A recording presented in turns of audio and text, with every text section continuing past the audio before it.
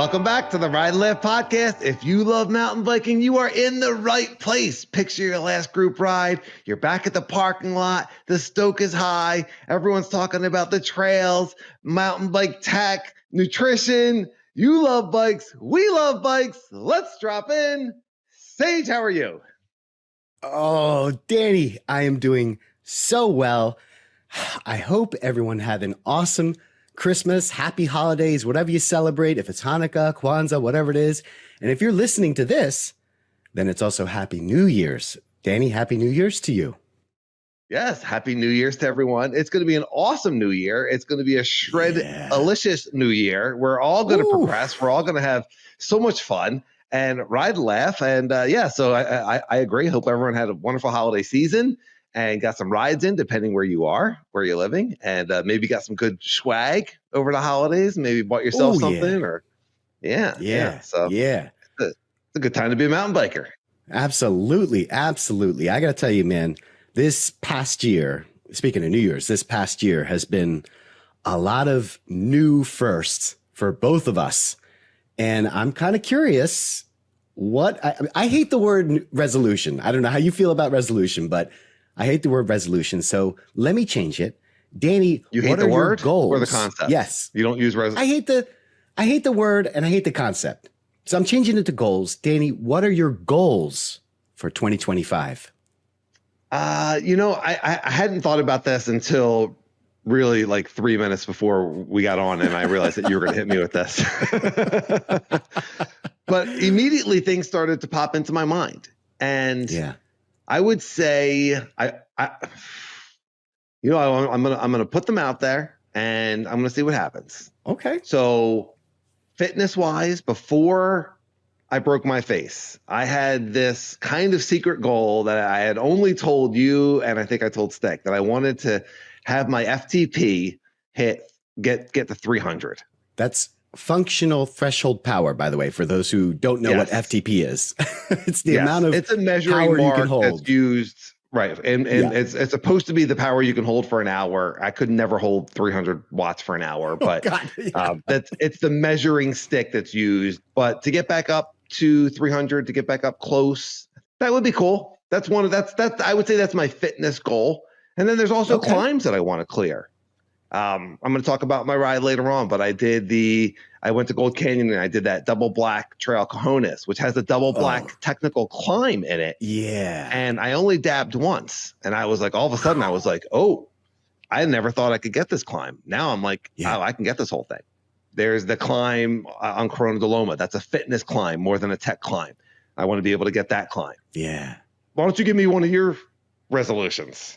Mine are pretty easy. I mean, I don't really have a fitness goal because I try and stay fit throughout the year, and I don't really give myself numbers. It really, especially with the new way that we're riding, which is it's less about cross country and it's more about sessioning. So I don't really have any fitness goals except to say that I have not been lifting and I have not been running.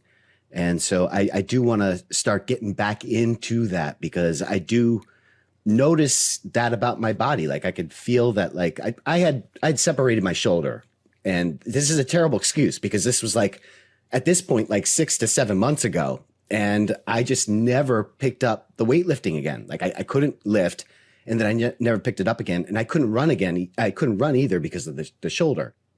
For my mountain bike goals, it's pretty simple, Danny. I want to really take making shapes to the next level. Like I really, really want to start. It's getting there, right? Like we have that bar turn, we have that table, but it's not deep. And I really want to get that to be deep. And I also want to be able to turn to the other side, which I don't know how I'm going to do that because it requires us to switch feet. You know, so I ride goofy foot, as you like to say. I put my left foot forward. To do the table the other way, you would have to put your foot the other way.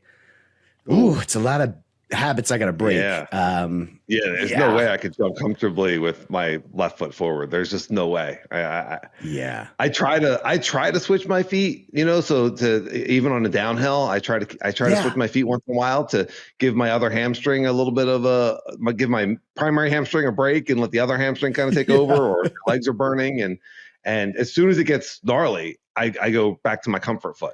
I have a hard time doing anything of difficulty with the other foot forward. Ride and Laugh 1 at Gmail, YouTube comments. Are you ambidextrous, or should we be practicing this? And are people jumping with either foot forward? I think that the pros and people that are high level, I think they are. We were trying to talk about, we talked about the folks that are into trials. I mean, I'm sure they have a dominant foot, but I'm fairly certain they could probably do things with both feet. Just because sometimes, you know what is a great example for us, Danny? Sometimes we'll get a double log over and your foot might not always be dominant foot forward on the second log. I've kind of learned to pop logs. I'm not as good, but I can pop logs with my other foot. And so I would imagine a trials person probably has to do the same thing because these features are coming up so quickly on each other. Sometimes you don't have the opportunity to have your dominant foot forward. So that would be my guess. That's something that I always liked about the Rip Row, which is a mountain bike specific rowing device machine that I have. Yeah. It was created by Lee McCormack, who's a mountain bike instructor, and it's great. And you can train right foot forward or left foot forward, or you can train like in a neutral position. I always have one foot forward because it's like being on a bike. And now that I'm learning about chin forward and I look at how Lee is rowing on that machine, I realized like that I wasn't nearly enough forward. He has his chin forward and he's rowing the heck out of that thing. Yeah. I was like, man, I've been using that thing for years, but you can practice with your other foot forward on that. Yeah. You can start to get that muscle memory and that strength. Could we say that is a goal for you in 2025 to kind of, we had talked about in the last previous episode that when you get afraid, your fear response is to move back. Could a goal for this year be instead of back, we're going to move forward, right? What was the thing 100%. That you said? 100%. That's a goal. I thought you were going to say, can we say that the goal is for you to ride with left foot forward? And I was like, no, I'm not. I'm not really interested. I'm like just surviving with the right foot forward. I don't need to start riding with different feet forward. This is hard enough already. Absolutely. Goal for 2025. Absolutely. Is to be more centered on the bike and to move forward with into the fear, to move aggressively instead of to move back. And I've been playing with that, and it's so enlightening. It's so awesome. It's scary because I feel like I can't bail as much. Like you're committing to it. But we talk about this. Like if you're going to commit to something, if you're going to do something, then you need to have that 100% commitment that I'm ready to do it. So if you're doing something that's scary enough that you're going to be hanging off the back of the bike, then commit to it. So being on the back and being ready to bail, having it be easier to bail because I feel like I'm on the back of the bike, that's planning to fail. Yeah. I mean, where we want to go into these things like 100% committed, the skills are in there, I got this, and I'm planning to succeed. I'm not setting myself up to bail. You know what's funny is like you just said, like, being off the back of the bike might be easier to bail. It actually doesn't make any sense because we're clipped in. There's no easy bail. Like it's terrible. Yeah. I guess it just feels like driving the bike forward aggressively seems riskier. It seems, and yet it's safer and more fun, and the bike hooks up beautifully. It's amazing. It's so eye-opening to me. Like I can't believe that I haven't been doing it my entire riding career, because I'm pretty good at riding most stuff, and I've ridden a lot of really hard things. And now I look at all the videos. I look at the videos that you put up there of 50-year trail in Tucson that had a lot of steep things, and I'm watching the Ride and Laugh YouTube, and you use a lot of this archived video that you have because we've been making trail stage videos together forever. So you have all this archive video of your lanky buddy on his bike, and I'm looking at it all, and I'm like, like I said, I'm just looking at Lee's body position. I'm looking every mountain bike video or YouTube or Instagram now. I'm looking at body position, and everyone's forward. I looked at Logan do the doubles in the orchard at Mount Penn, and we featured that video. on Instagram, and he is so perfectly centered. He is not off the bike in the back. He's not too far. I mean, he is just so perfectly centered. It's unbelievable. It's so, so cool that I absolutely want to be there. I absolutely want to get there. And for me, I have to override this like incredibly ingrained habit to move off the back of the bike. So that's absolutely one of my goals for 2025 is to keep moving forward and aggressively. And it's so, like I said, on the one hand, I'm disappointed that I haven't known this, that I've been riding this way for so long. On the other hand, I'm like incredibly excited because I've been loving mountain biking and having so much fun mountain biking and progressing with really kind of like broken form. And now it's, the jump journey somehow took me to being more comfortable on steeps and tech. It's awesome. Yeah. And so I feel like I have so much more control, so much more potential. I feel so much more unlimited. And I'm the unlimited guy already. So it's just like, yes, there is unlimited progression, like if we just keep looking for it, if we keep having a positive attitude, lessons come and it's like, so here you can unlock a whole new level of confidence in the air and on tech and on steeps and just play with this. And so constantly overriding that fear response and getting more aggressive, and it's awesome. So yes. Yeah.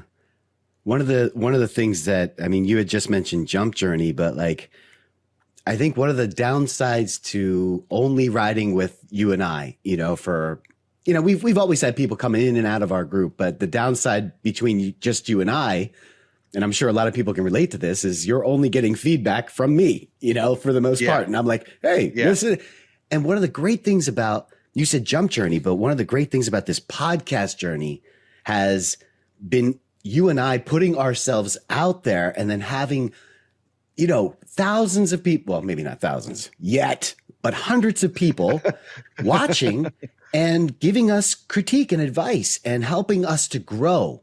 And what a unique opportunity. I mean, we started talking about goals and stuff, but like we also mentioned like all the different things that we've done this year. And I got to tell you, the progression has happened because of this podcast. Like I started this jump journey with this podcast, and people like Keaton, people like Logan, people like, I mean, the list goes on and on. So, Steve, Ben Spokes, like all these people just commenting in and Josh, and have you tried this and do this? And it's like, whoa. I mean, so much gratitude. And I plan on taking all of that and moving forward and continuing to better myself. And I'm hoping everybody's coming with us, man. Yeah. Unsolicited advice for the win. Yeah. Unsolicited advice. Absolutely. Yes. Yeah. We got so many great comments on the last podcast that we did on episode number 45. Don't let me crash. Best mountain bike advice we never asked for. Body position tips. And it was a really fun podcast. But we talked about Josh and Cole giving me this advice that I didn't really ask for, but I totally needed. Yeah. And I'm totally open to. And that's the mountain bike community. I think, so like you're putting ourselves out there, and I've seen these places where the coaches offer you to, go and shoot video of yourself, and then I'll critique. And that always kind of seemed like a pain in the butt to me. And I was like, oh, no, I'm a pretty good rider. Like I probably don't need that. Maybe it would be helpful, maybe not, but now I'm like, yeah, you know what? Working with a coach probably is a really good idea. And we have the benefit of the podcast. So thank you, and we put ourselves out there all the time. We're going places and putting ourselves out there embarrassingly all the time. Yeah. Yes. But so, I know that there's coaches that do that sort of thing. And Josh at Slanted Ground is just starting a program where he does that. And there's Lee McCormack, and there's you look them up or get coaching in person. I just think that like some small tweaks, could really, really help. Yeah. And really, really make a big difference in how confident we are and where we progress and how we progress. So I think I totally agree with you that getting that feedback is great. As far as putting ourselves out there, I remember making all those trail stage videos and wanting to look good on camera. No, I want to be able to do this feature. I want to be able to do that. Sure. And so we had a version of us where you talk about being nervous at the jumps because you didn't know how to jump yet and people were there. And so there was a version of us that we wanted to put out into the universe of like, we're this level of mountain biker. And now doing this podcast, we've just like peeled away all the BS. And it's you and I talking. It's you and I talking. And it's very, like we are authentic. We're not here to like, pretend that we're something that we're not. And we're good riders, but we have our spots that we could improve on, and we're working on that. And I think that authenticity is what people really enjoy, but we're also, you know what I'm saying? I do know what you're saying. And this is a good transition because we're just talking about the mountain bike community. I do have some more New Year's goals questions for you, but since we were just talking about mountain bike community and getting advice, let's get into the comments, man. Let's get into some of those comments that help us progress. All right. Well, this comment does not help us progress at all, but it made me laugh. Okay. So we talked about on episode number 45, Don't Let Me Crash, best mountain bike advice we never asked for, body position tips. We talked about the ride and laugh drinking party. Right? Where every time you said arse, they were doing a shot. And we said, what else would you have to drink? And we said, maybe when we talk about a crash, and now people were going to have to get rides home because there's just a lot of drinking going on. So our buddy Dennis at Denny Genetti MTB, he's got his YouTube channel that he's launched, and it's a great little channel and it's coming along. And Dennis is so funny. And so he set up the drinking game rules. And I just thought this is hilarious. Dennis is a comedic genius. Here we go. All right. The official ride and laugh drinking game. 1, Dan says you're unlimited, take a shot. 2, Sage says arse, take a shot. 3, Sage laughing attack, chug beer for the entirety of laugh attack. 4, Dan gets unsolicited advice, shotgun beer for duration of advice given. 5, Mount Penn or Phoenixville Bike Park mentioned, take a shot. Oh boy. Excellent. Yeah. 6, someone crashes, finish your beer. And then 7, Denny Genetti mentioned, chug a bottle of Everclear and punch yourself in the face. Ride Live, what a Gmail and YouTube comments if you have any additions to the drinking game. But Dennis, that's a home run comment, man. That was so funny. And we don't even drink. I know. Boy. No, if someone invites me to a Ride Live drinking party, it's on. Ooh. We're doing it. Okay. All right. Oh my gosh. Oofa. That would be a sloppy night. That would be a sloppy party. Yeah, absolutely. Oh boy. Yeah. But Dennis, just home run. Absolute home run. Do we have to? I think we have to make a official Ride and Laugh drinking game. Like I feel like it has to come out now. Yeah. It's really funny. It's a great concept. It's really funny. Yeah. So thank you, Dennis, and that's a great play on that bit that came out of that podcast. So how come you don't drink? You're not a fan of alcohol. Yeah, I used to drink a lot back in college, but that's going back many, many years. I don't like not being in control. Wow. Actually, that goes right into mountain biking. It's exactly why I love mountain biking. And there's really there's no advantage to it. Like I know some people will say, well, beer, the barley's good for you or the wine is good for you. I'm not sure I prescribe to any of that. I just don't think I don't think it outweighs. Was there a moment? Was there like a moment where you were just like, really what, I'm done, or did it just phase out? Yeah, it just phased out. Yeah, I mean, when we had those, WS09, I'd have a beer maybe here and there, but I'd really enjoy it. Those guys would talk about beers like it was like, like a beer sommelier. They're like, oh, this has a lemon note, and I'm just like, I don't. It just tastes. Yeah, no lemon. No.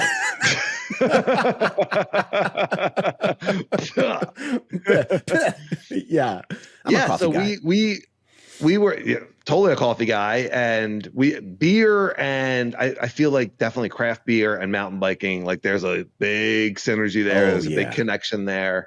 I was totally one of those guys. I was totally one of those craft beer guys for a really long time.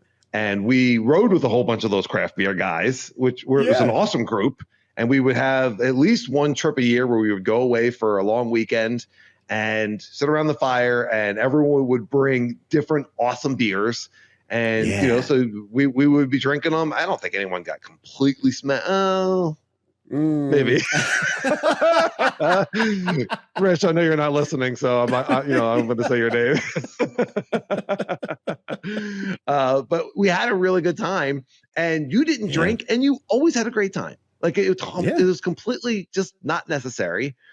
I don't like drinking. I don't really like drinking to get drunk to that level anymore. And, when I was younger and in the 90s in college, some of our older listeners know like binge drinking was a big thing. And obviously I phased out of that, and I got into the craft beer scene, and I really like craft beer. And then I just kind of realized that I was drinking after work. I would have a beer, and I think it was maybe COVID, and my wife and I were drinking together, and it just got to be like pretty regular. And I was like, do I really need this? Yeah. And then I watch all this nutrition stuff and health stuff on YouTube. Like I'm really into just like, the body working really well, and alcohol is definitely a poison. And it just kind of like started to like, I don't know, maybe I only drink when I'm out with friends, but then I'm pretty much only hanging out with you. So just not out with people that drink. And then I'd see my brother, and I'd see like my buddies from high school, and I still have a lot of friends from college and that sort of thing. And it was just like, I just don't think I need it anymore. And that's what I realized. Like I feel really good all the time without alcohol. I don't need alcohol to make me feel good. I feel good. I'm a positive person. I think that shift in mentality just kind of moved me away to like, I don't need alcohol to decompress at the end of the day. I can just like shift into like, things are going to work out. Things are happening for me. I don't need to worry about this. I'm going to be present. I could shift into presence instead. And it's blissful. It feels great. And I'm in a great mood, and I can have a great time, and I don't need the alcohol anymore. So no judgment. Yeah. I could still enjoy a craft beer every once in a while if I want to. No judgment. Beer is fantastic. I love drinking scotch. Whatever you're into, Ride and Life 1 at Gmail, YouTube comments. How much is alcohol part of your journey? It's just kind of something that phased out for me, and it was never part of your drinking journey. But I played some drinking games in the past. Danny's onto something. That's a good game. We're like, so we don't drink, but everyone else should get completely hammered listening to this podcast. Yes, right. Yeah. I don't know. Maybe we could change it to weed or something else. Bong hits when I say that you're unlimited. All right. Oh boy. So any comments on the drinking? We didn't expect to go there, but. No. I think you said it all. What I get out of drinking, I get out of mountain biking now. That adrenaline rush, that's the kind of feeling that I want to keep repeating. Yeah. I totally agree.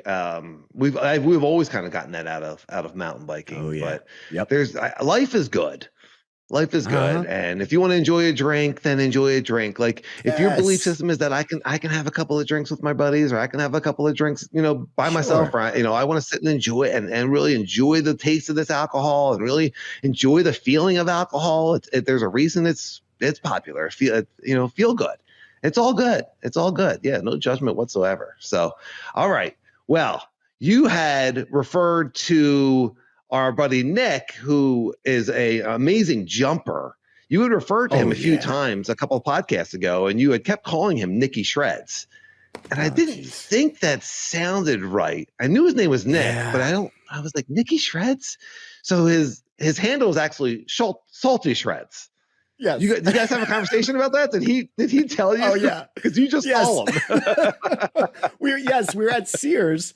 And Ben Spokes, Steve, is at the lot, and he's calling Nicky Shreds, and he's cracking up. And I'm like, why are we? That's his hook. And he's like, no, it's actually Salty Shreds. So the whole ride, why are we acting like all that's calling a joke? him. Yeah.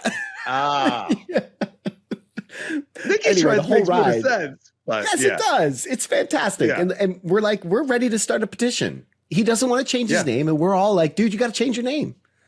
What? So why Salty? All right, Nick, let us know why. He's not salty. Did he tell you why? He's not salty. He's not a salty dude at all. He's a very nice gentleman. No. Yes.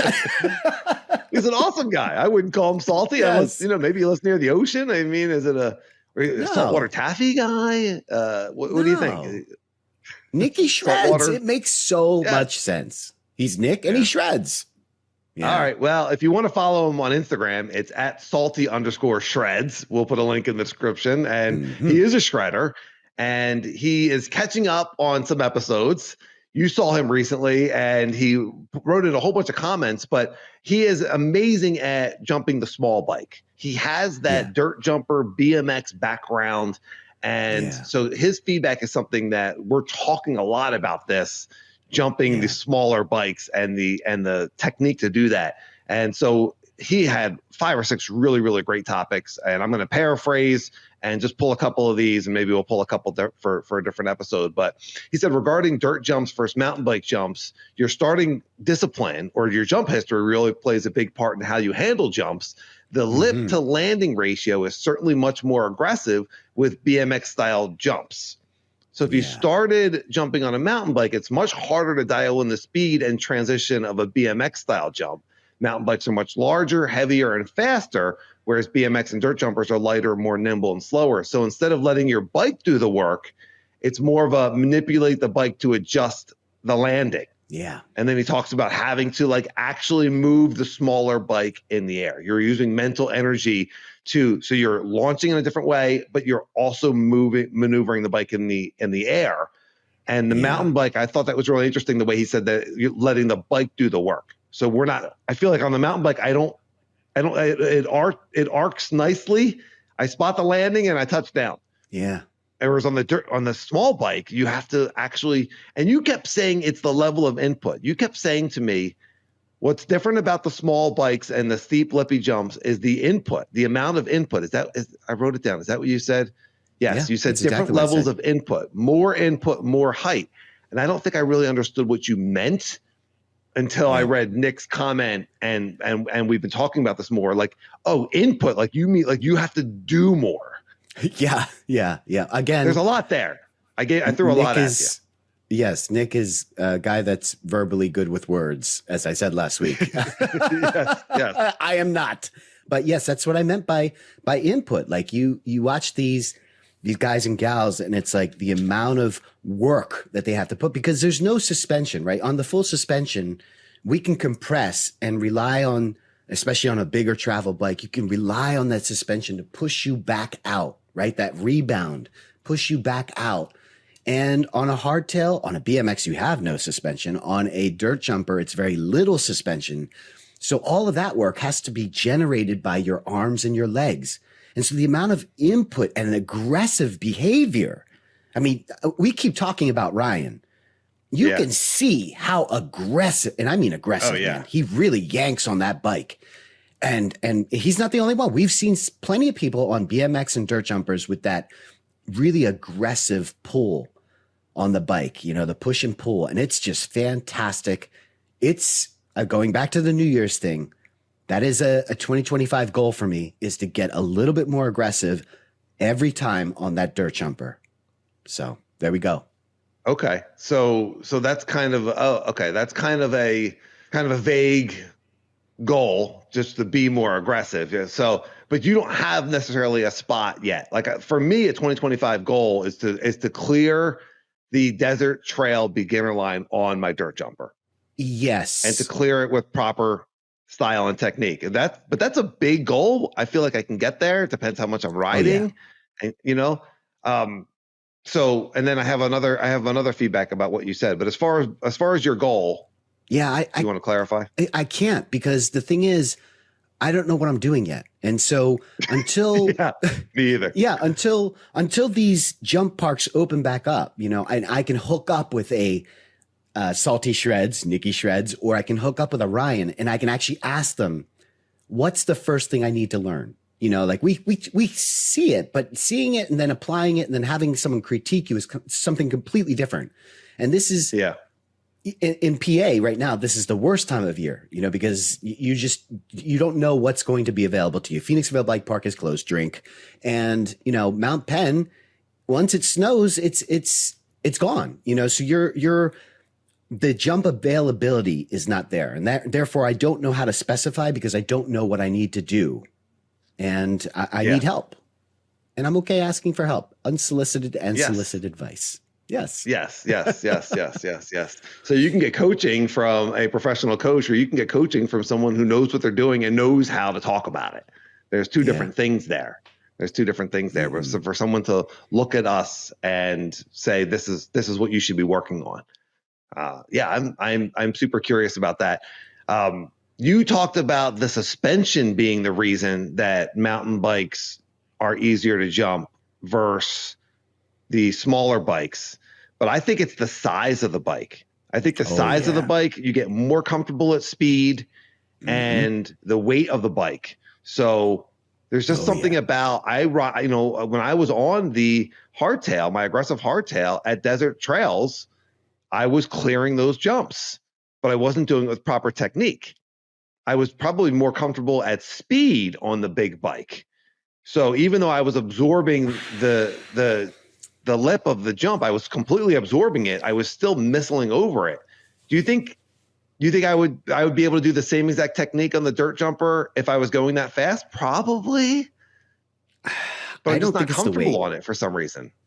I don't think it's the weight. And I think it's more geo, and I think it's more suspension and here's why it's not the weight, because my Infinity dirt jumper is heavier than my Ibis, if you can believe. It's actually heavier than my Ibis. Then the geo. Okay, then the geo, they're definitely more comfortable at speed, right? Or are we just more comfortable on them because we're mountain bikers too?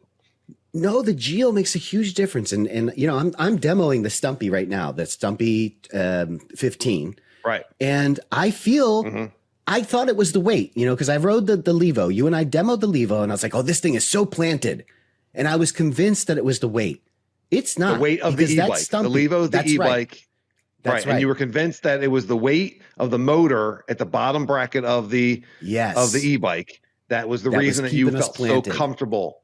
Yeah. That's right. Those bikes were planted in the berms like nobody's business. Everywhere. Yeah. Yeah. What I'm finding is that this Stumpy is, it's a little bit heavier than my Ibis, but we're still looking at around like 30, 31, 32 pounds. This thing is planted. Bike. That's right. Yeah. It's the way that the Geo is set up on this bike. It's a very long bike compared to my Ibis.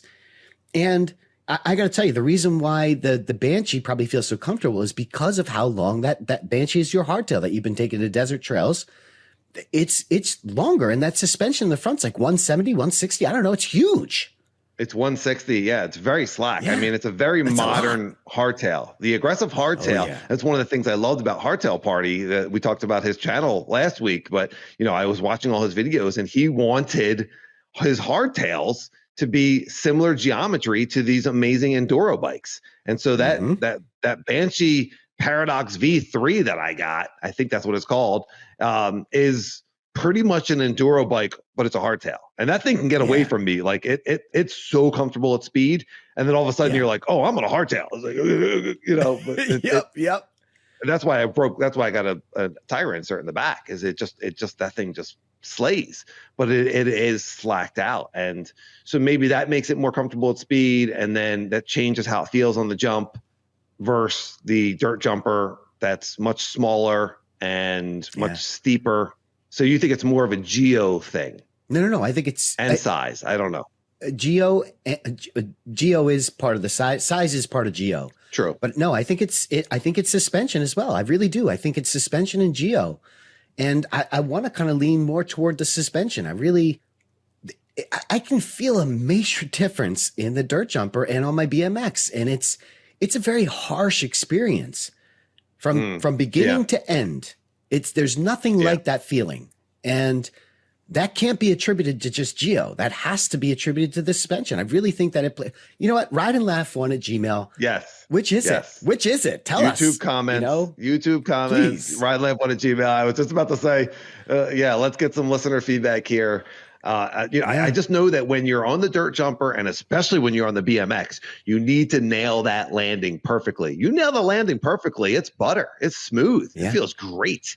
Go off a big giant drop. Like I remember the drops at Blue Mountain, and we did the big drops at Mountain Creek. You hit those right, and it's butter. That's the word we use because it's so smooth. It just feels so good. And when you see these guys land these dirt jumpers and BMX bikes and they hit that landing perfectly, there's no impact. It's great. You and we're worried about overshooting, undershooting. Like, I'm hurting my hip by jumping in the backyard, which I realize is totally that's not acceptable. That's not okay. I got to get stronger hip. I'm watching videos of people like jumping to flat, and just jumping around. And I'm like, I got to strengthen up these hip flexors. So 2025. There we go. Check out my hips in 2025. At the 2026, this man's going to have, Oh, yeah. You thought my hips look good now. These hips don't lie. There we go, Shakira. Hips have been lying to me. They've been telling me they can take it. Like, I got old man hips. No, I need good, strong, healthy hips. Yes. Yeah, there's another. There's a resolution you didn't see coming. Yes. No, I did not. Actually, that was on my list for you. Your hips look they've been lying. Incredibly old. They've been lying.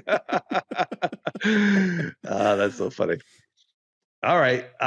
So on the jumping, we want some feedback. Why? And Nick has already told us that he thinks it's because the bike is the larger bike, the geometry, the bike is doing more of the work. And so with the smaller bike, you need to manipulate it more. And there's that moment in the air when you're going to boost all the way up and then you need to be able to do something to match the landing. And that's just intimidating.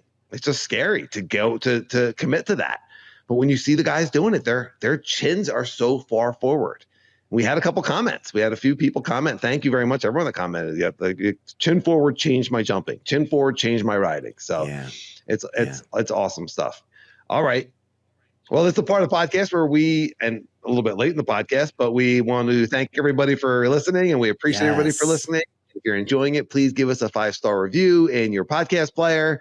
And please give us a thumbs up on YouTube and watch to the end, and comments help the algorithm, and tell all your friends about it. If you're enjoying the podcast, absolutely pass us along and tell your friends. Oh, yeah. And we're excited for 2025. Any comments, YouTube comments, or on the Ride and Life One at Gmail on what you want from us in 2025. I mean, we're getting a lot of requests for t-shirts, a lot of ideas for t-shirts, some hilarious ideas for t-shirts. So we need to get some swag out there, but what kind of swag do you want, and what kind of topics do you want? We're totally open.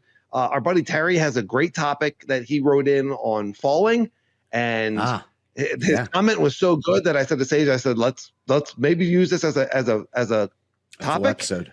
So just so you know, Terry, we do appreciate the time that you put into writing that. Really, really cool comment, and that's something that's going to probably just be a standalone topic. But what do you think for 2025 for the podcast, Sage? Well, you stole it from me, and I do want to get into our rides, but I do want to talk about what our goals for the podcast are going forward. And for me, a personal goal for this podcast is I'd like to get to 1,000 subscribers, on YouTube. On YouTube. Yeah. So let's spread it, man. Let's make this the best mountain bike. Forget mountain. Let's make it the best podcast. Yes. Ooh. Come on. Look out. Why not? Look out, Joe Rogan. We're coming for you. Oh, I'd say #1 mountain bike podcast in the world. And all the other mountain bike podcasts, they're all welcome. I'm not saying that anyone needs to go away. I don't want to be the best because everyone else decided that podcasts weren't cool. I want to be the best because we're really good and people are really enjoying this. Oh, yeah. Yeah, absolutely. Mm-hmm. All right. Well, I have some other, I think we have some other 2025 goals that we could put in there. But before we do that, tell me about your ride at Ceres on the 2025 stump jumper, because I saw some video and that looked awesome. Danny, this place is so special. And Ceres is a place that you and I had gone to before. It's where they built the infamous Any Style Trail. And if you haven't seen my Trail Sage video, or you haven't seen the episode, I should have written down the episode. I don't even know what episode it is, but what makes Ceres so special, or Ceres, however you pronounce it, is because it's in Jersey, they don't get a lot of snow, one. And two, if they do get any kind of snow or moisture, the terrain is like sand. So you can pretty much ride this all year round. And so we got a little bit of snow over here in PA, and that kind of knocked Mount Penn out. It knocked a lot of local stuff out. And I contacted Steve at Ben Spokes MTB, who, one of our commenters here, frequent commenters. And I said, hey, I'd love to get to Ceres. He said, come on down. And so I got to ride with Ben Spokes and Nikki Shreds or Salty Shreds. Yes. And holy crap, man, it has changed a lot since you and I have been there. Wow. Which wasn't that long ago. No, it wasn't. These guys are just constantly building there and improving things, adding things, making things bigger. The jumps were absolutely butter. I mean, these things, Danny, I got to tell you, if you're a fan of ramp jumps, you'll love this place. It was just so, and the Stumpy did phenomenal. It felt so good, Danny. Everything was frozen. So we had that like really hard packed, you know what I mean? Yeah. Where it's just like, everything feels like concrete. You're sticking to it. Yeah. Oh, Danny, it was unbelievable. Yeah. That's awesome. That's awesome. That's so cool. It looked like you were doing, so I know there were some new jumps there. There were some pretty big, there were almost all gap jumps there. Yeah. So when last time we were there, you were still in the mode of, I like ramp jumps because I don't need to do anything. I could just ride off of this thing really, really fast. Now you're putting input in. I believe you're putting input in. I even believe that you were putting input in back then, and I challenged you, and I believe I won that challenge. You did win that challenge. Yes, you did. I said, look at the video because you're doing something. Now you're further along in your jump journey. Did you find that you were putting more input into those ramp jumps? No, same amount of input, but I am doing moves and making shapes in the air now, which I was not doing before. So that was pretty cool. You know, it's one thing to make a shape in the air when you have a table underneath you, because you're like, okay, if I come up short, what's the big deal? It's another thing.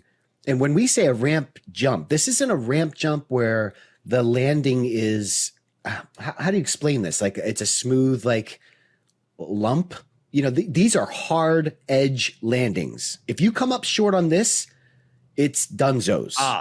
That's called a case pad. I think that's called a case pad. So a case is when you don't clear the jump. A front case would mean your front tire didn't clear. The back case, which is more normal, more and less. They're both dangerous, but a front case is dunzos. Yeah. A back case means your back tire didn't clear it, so you almost got over it. Sometimes a jump will have a gap jump will have what I think they call it a case pad, and just imagine like a rounded kind of like more forgiving surface area, so that if a tire slams into it, it doesn't necessarily like flat the tire or break the wheel. There's just but that's extra work to be able to build something like that. So when they're building up these ramps, and picture a wedge that's built out of logs and dirt, and then they build the landing, it's the same wedge. So it's a hard there's no case pad there. If it's a ledge, right? It's a wooden ledge probably. If you don't clear it, then you're heading hardwood. Yeah. It just sounds funny. But so oh no. I thought you saying that it was a lump was bad, and then I was like, you hitting hardwood. That's not a good thing. It depends. I mean, it depends, what you're into. Ride Life on a Gmail. Oh my goodness. Well, listen, the point that I was trying to make was it's very easy for me to feel comfortable with making shapes when I know I can land a little bit short and be okay. It's a whole nother case, pun intended, when you have to clear this jump and you still want to put in a move. And that was nerve-wracking. It was really nerve-wracking. But the fact of the matter is they made these jumps bigger, Danny. Like that log gap jump, they extended it out by 2 feet and raised the ramp into it much taller. So now you have all this time in the air. And I was like, I gotta do something. If I'm not doing something, I'm going dead sailor. So I used Josh's analogy of breaking through the glass. I compressed into this. Yep. You were thinking about that. Yeah. And then I did a little bit of a bar turn, a little bit of a table on some of them that I felt comfortable on. And it was just so much fun, Dan. It's so much fun. And you know what was the best was the line that you and I did not get to do It was the triple jumps. Do you remember that? It was, yes, I forget they what were they call too that. steep. Yeah. They redid that whole line. And I really struggled with this thing, Danny. It starts with a step down gap jump that was incredibly hard to get the timing down. And I ran into, I want to make sure I get his name right. It was Mike. I forget what his last name is, but on Instagram, he goes by Ceres Mountain Biker. Really, really nice dude, old school Sears guy. And he was so helpful, man. He was so helpful on this jump line. I got to follow him in. He gave me a bunch of tips, but the idea is you're using each one of those gaps almost like a double on boom sauce. So you're compressing into them, but because they're different sizes, like boom sauce, all the doubles are the same size, right? So it's like, oh, you just get into this kind of rhythm. Yes. There's no rhythm here. There's no rhythm here. You clear the bottom step down. You have to actually scrub brake for the next one, which is double the size, not length, but size and height. And then the last one is the longest, but it's also the lowest to the ground. So there's all these like little nuance things. Yeah. And this is where having people around you that first of all can show you the line, but then can tow you into the line and then actually give you advice on what you did wrong. There's no way I'm clearing these 3 jumps on my own. Like, it was unbelievable. Thank you to Mike, and his buddy Ed was there, and he was very good too. Both of those guys were absolutely wonderful. We ran into them at the end of the day, and just huge shout out to those guys. Yeah, well, that's awesome. So when we talk about the breaking the glass technique, which is something we mentioned last week, I believe it was last week, and that was Josh Slanted Ground's tip to break the glass at the front of the jump with your head and your shoulders. That's right. You were actively thinking about that? Did you feel differently? Did you feel like your head was more far forward? Did it change how you felt? And then I also think it's just fascinating that making shapes in the air adds to stability. Making shapes in the air adds to stability. It adds to comfort. It looks cool, but it also makes you feel safer. It also adds another element, to the jumping that's important, which is really cool that you're able to do that and unlock that. So I kept going back and forth because these ramps, and when I said I don't do anything, what I mean by that on a ramp jump is you can almost hit it like a drop. And you called me out on it correctly because I did see in my video, in looking at my video, I was compressing a little bit, but I'm still really not changing my position. So I would dip into it a little bit, almost like you're doing a squat, but then you're just sailing across these jumps. And that's how I was approaching all these jumps. But now that they're getting bigger and bigger, and I found myself wanting to put a move, when I wanted to put a move, then I had to break the glass because that breaking the glass technique forces you to stand. And once you stand, then you're able to move that bike, right? Whereas if you go off this ramp jump and you're just doing a squat and then kind of missiling across, as you like to say, it's a lot harder to do something in the air when you're missiling across. You don't have the time. Yeah, you don't have the time. And second of all, you're in a position where moving it is not very conducive. Right. So when you break the glass, because of that motion, you actually go higher into the air, not farther. You go higher. That gives you more time and more space to move that bike around because now the bike is positioned in a way that puts your bars closer to your chest. Right. So if your bars are closer to your chest, now you can move it. Right. But if your bars, think about when you're in attack position and now think about trying to move that bar. It's a lot harder. When we just missile across, we stay in our attack position and we get low and we just stay there. And I'm the video of me, I'm actually even absorbing some of the jump. I'm actually doing like the anti move. I'm going. That's right. I'm my hips are totally lying and I'm like sucking up energy. Whereas when you're breaking the glass, what you're saying is, because I haven't had time to really play with that on jump lines that much. It forces you to stand up, and now you're putting that input in. The standing is the energy that's going to launch you up higher. Yeah. And you're still but you're still feeling the arc is by itself, or are you like manipulating the bike down? If you're going higher like that, are you having to push the bike down? It's hard to tell.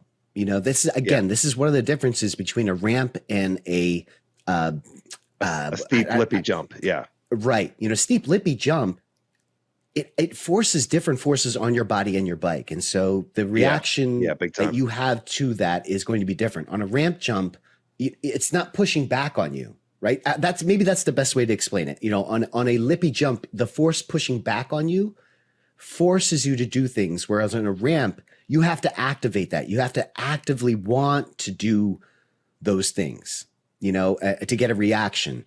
So I forget what my point was, but I did want to make a point to you. And that was, if you combine that breaking of the glass with the tip that, oh gosh, who was it? Was it Scott? I think Scott gave to you about tracking the back tire. Yes. Oh my gosh. If you focused on breaking the glass and then letting that back tire clear the jump before you get out of that stand-up position, you were there. Yeah.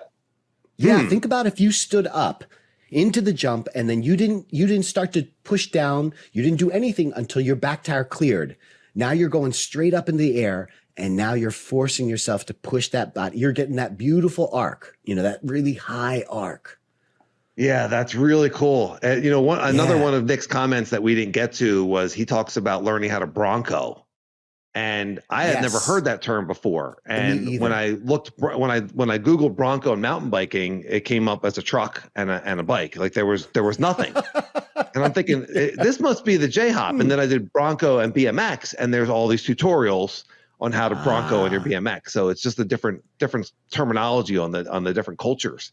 The J-hop is getting your front wheel up first, and then your back wheel up, and then pushing your front wheel down. And that's really, Nick says, if you can learn that, that's what you're doing on these steep jumps. You're doing a J-hop. You're doing the bronco off of the jump. So that's definitely something to practice. And you can just practice that in the driveway or riding around on the street, All right, well, we're getting pretty deep into it. I did want to talk about, I went to the pump track, and there was a guy there. He was jumping from one turn out of the pump track into another turn. Like, it was mind-blowingly amazing and awesome, and just manualing, it was really cool. Yeah. Ryan Lamp on a Gmail YouTube comments, is it easier to do that stuff on a small bike? This is a Velo Solutions pump track. It's a beautiful pump track. I've been taking my dirt jumper. I'm wondering if I should take my BMX. I probably will, just to play around with it. But I'm kind of curious, does the smaller bike take off a little bit more? I haven't been able to double anything yet, but I'm still kind of I'm not being hard on myself on it. It's just is what it is. Yeah. The other thing I did was I did the Gold Canyon ride, which I mentioned. I almost got that Cajonas double black climb. That's on my list to get for 2025. I think I can do it. And there's several tech moves in there and switchbacks that are very difficult. But I know I can get it. And then I did the Cajonas downhill, and it's so incredibly steep, and it's so incredibly gnarly. And I just really focused on trying to keep my chin over my handlebars, and I felt so much more planted. I had so much more front brake control, because now I'm not hanging off the back of the bike. Yeah. So my weight is much more forward, and I had so much more front brake control on these steeps that I just felt so much more in control and more planted. It was really, really cool. I was like, oh my gosh. And then this is probably for another podcast, what they're talking about, my mind wandering. We talked about this. I called you, and we talked about my mind wandering during some of these really intense moments where my mind wanders to something, and I'm like, oh, like I want to be present. I don't want my mind to wander at this time. And then when I'm riding easy trails, I'm thinking, okay, this is an easy part of the trail. Like I can let my mind wander. I can think about random stuff or whatever comes up in my brain. And it occurred to me, like, I should be practicing being present and focused when it's easy, so I'm ready to do it when it's hard. Mm-hmm. And then I'm like focusing on being present for the entire ride. And when you're present, everything gets nicer and better. And the whole ride was just a pleasure. And look, my mind still wandered a ton, but I was focusing on being present. And so I think that's something to practice also. If we want to be present when the trail gets really hard, let's practice when it's easy, instead of just letting our minds like wild horses just out of the gate. Let's just like we're riding aggressively. We want our rides to go the way that we want them. And so now we're getting into that aggressive position, and we're committing, and we have our chin forward. We're not leaning back out of fear. Same thing in life. We're committing to whatever it is that we want to do. We're committing to being present with it, being the best version of ourselves, being our true version of ourselves, not getting lost in our thoughts, not getting scared. And so riding the trails in that way, when they're easy, when they're hard, just being present and let's see what happens. I feel like that's when the magic unfolds, is when we're present. That's when life really kind of gets good. There's magic in there. There's synchronicities. There's things that are awesome. So, speaking of presence, let's get into gratitudes, my friend. Yes, absolutely. Well, my mountain bike gratitude of the week is something that I use every ride, and it's a very inexpensive. They're between $10 and $15. It's a press the tire gauge. The one I got is on Amazon. It's called Godison. So who knows? It's probably made in China, but the thing works really well. It goes up to 30 psi, which for mountain biking is great. It's got a little dial on it. And I feel like it's pretty accurate. I pump up my tires, and it gives me that confidence that I'm at the PSI that I want for that particular trail system for whatever I'm doing that day. And it's a really cheap, inexpensive way to know that one of the most important parts of your bike is exactly where you want it.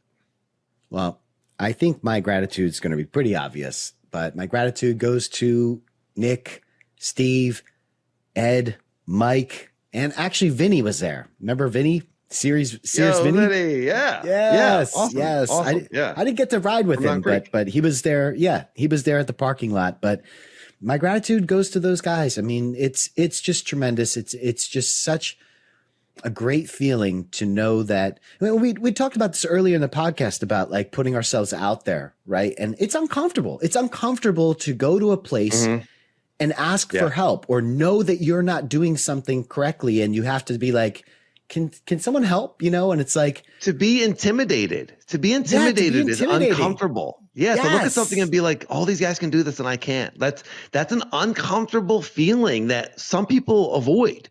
And if we just stay in our comfort zones, then we're not really expanding.